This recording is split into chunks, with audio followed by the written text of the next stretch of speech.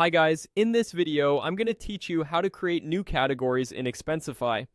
Categories help you label and organize expenses so reports are clean, consistent, and easy to analyze.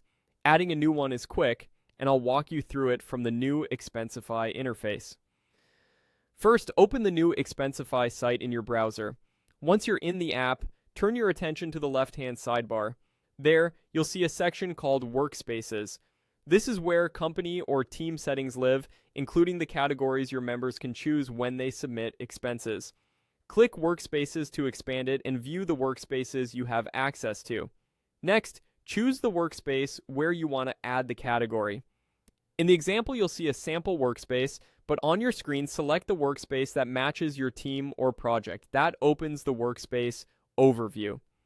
From here, find and select the categories area. This page lists every category currently available to your users, which makes it a good spot to quickly scan for duplicates or similar names before you add a new one. In the Categories view, look to the top right of the page for the Add Category option.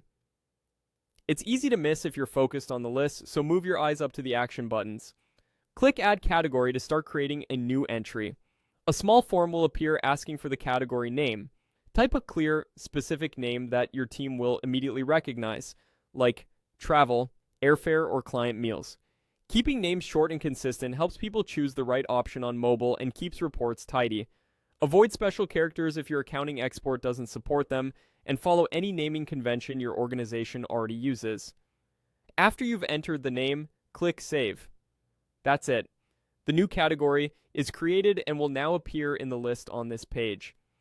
From this point forward, team members in this workspace can select it when they create or edit expenses, and it will roll up properly in reports. Before you wrap up, take a moment to confirm the spelling and that it's not too similar to an existing category. Clear names reduce miscoding and save you time during reconciliation. If you need additional categories, repeat the same steps to add them one at a time. You've just learned how to create new categories in Expensify using the new Expensify interface.